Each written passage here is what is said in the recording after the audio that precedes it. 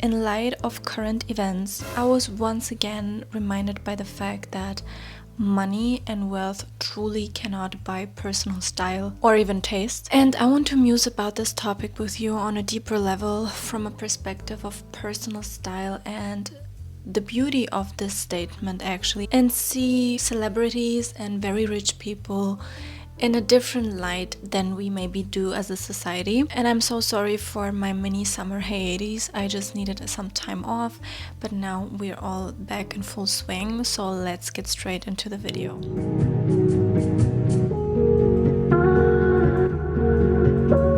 To put a little disclaimer on this video, this was never my intent to talk trash about women like Lauren Sanchez or whoever it may be, even though I may not agree with a lot of things they do or their decisions in life. I'm not the one to judge them. I'm just here to comment on personal style choices and how we can learn from other people's doings. So take everything I say with a grain of salt, and this is not a personal attack on Lauren Sanchez whatsoever. So when we take a look at Lauren Sanchez's outfits of her wedding events in Venice, there are some beautiful gowns and outfits in there if you take them at face value, right? They look very exquisite and well crafted, and if you see them piece by piece, there's nothing really wrong with them per se. So if we ignore the whole wedding mess, let's look at the facts. All of these gowns were very expensive and they look beautiful at face value. But expensive doesn't mean authentic. It doesn't mean real. It doesn't mean true to you. And it doesn't mean iconic, beautiful, tasteful even, or unique. There's something about especially wedding dresses that is so unique to every bride and every woman. And with her wedding dress and her wedding attires in general, there's a certain stiffness, there's a certain trying to look perfect and trying to look perfected as much as possible.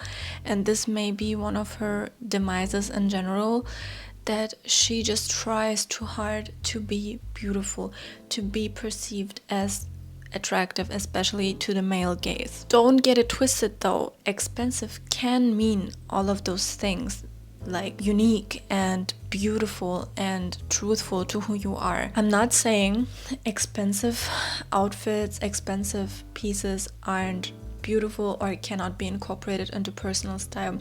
Quite the opposite actually. I feel like if you have the funds and you have personal style, you can use it in multiple different ways. But what I want to say is though, if you don't have the funds and you don't have the money, this is where personal style also can blossom, because you don't have all of these options available for you and you're not gravitating towards the most expected, expensive and opulent piece that you can find. If you don't have all the means in the world, you have room to be creative. You need to be creative because you don't have all the options, right? And you need to put a little bit more effort into whatever it is that you want to express. So if you don't have all the options available to you, you're automatically a little bit more creative because you don't have all the funds. You cannot do everything that you may want to do, and you need to be more mindful about every single purchase, which is not the case with Lauren Sanchez, for example.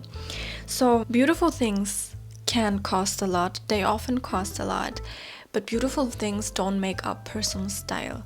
And having expensive pieces in your wardrobe does not correlate with good personal style, with unique personal style. And it's also not a causation. So if it's not about the money, what is it then? As a society, we often focus on the success of a person, and we measure success by their financial capabilities and their pocket. So if successful and rich is everything we strive for, we should actually love all of the rich people's outfits, shouldn't we? We don't. The problem here is personal style and beauty cannot be bought. It cannot be acquired through money alone. A personal stylist even won't help you create personal style. A personal stylist can help you lead the way or help you out of your own confusion and help you create your style. It's nothing that can be achieved externally. And the caveat is, if you are the one who has to create your style, you can't create it by consuming, meaning you can't create your style and your authenticity through your outfits and your attires by consuming goods. It doesn't make a difference actually if the stuff you consume is very cheap or very expensive. You cannot just create something by buying it.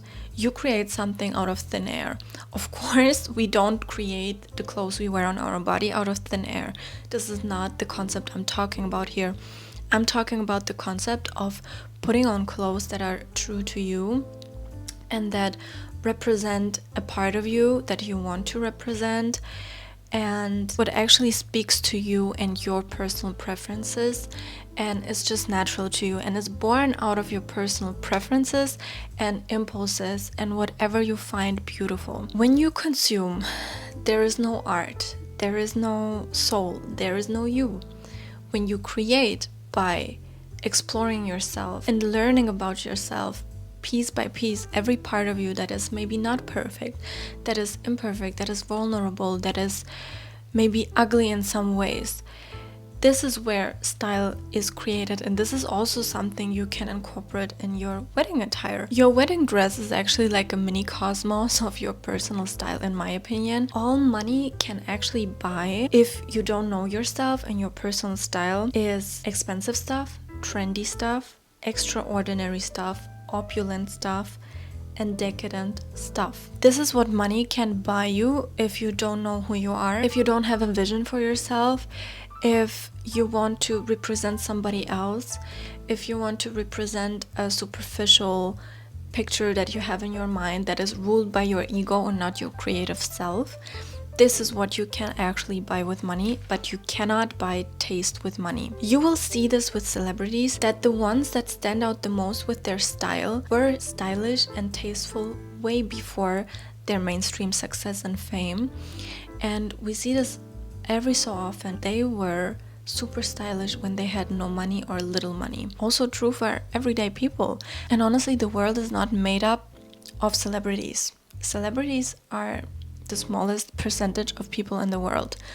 And dare I say that everyday people have so much more to offer when it comes to style, which is why I love to people watch whenever I'm in different cities and countries, because it's just so inspiring. You can literally see the story someone wants to tell you with their outfit, even if it's a very basic outfit. It says a lot about every person. And why is it that we cannot buy personal style with money? Why is it? Why do a lot of rich people don't have taste? Us as human beings, what draws us in? It's imperfection, it's truth, it's authenticity, vulnerability, and personality. And personality is not only the beautiful parts about ourselves. It's not only the shining parts that we always want to share with the world. It's also the parts that may be dark. So all of this is actually beauty to us, because we can relate with it, we can connect with it, and we cannot really connect with perfection.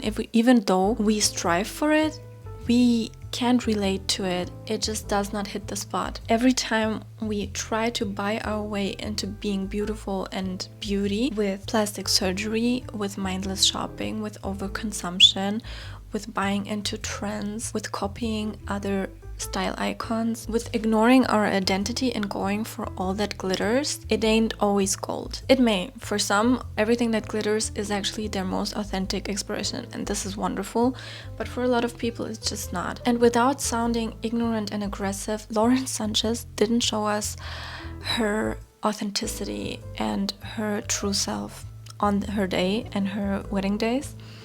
Through her fits. She showed us who she would like to be. She showed us who she aspires to be, but not from a place of inspiration, but from a place of lack, in my personal humble opinion, which is why it didn't hit the spot as she might have imagined it to be. We want to see beauty, and we don't always see beauty in the perfection. We actually don't.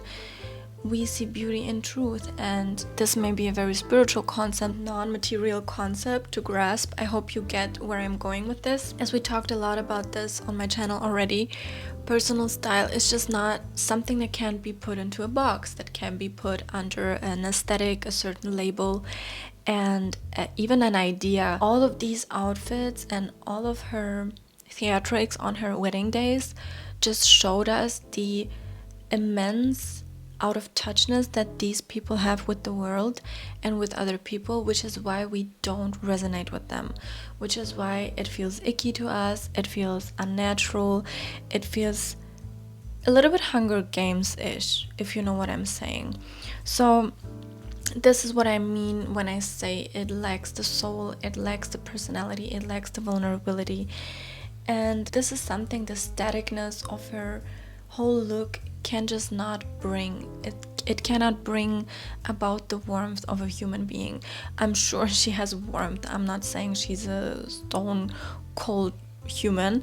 I'm just saying that her image and her aura through the representation of her style just didn't convey that. It conveyed an out of touchness with the world, and it just didn't feel romantic. It didn't feel lovely, like you would want, I guess, at your wedding day. This was just like a musing about why I feel like people with a shit ton of money oftentimes don't have taste. They lack something that is much greater than money can buy, and it's personality and its creativity that is very difficult to achieve if you have all the means in the world but not the connection to the world, if you know what I'm saying. I hope you could connect with my musings about this topic. I would really love to hear your opinion on it. Why do you think it is that money can't buy taste and style? And I would also love to hear your thoughts on the wedding outfits. Maybe you have a completely different opinion and I would love to hear it and read it. So let me know, and I'm so happy to be back. Can't wait for the next week, and I will see you then. Bye bye.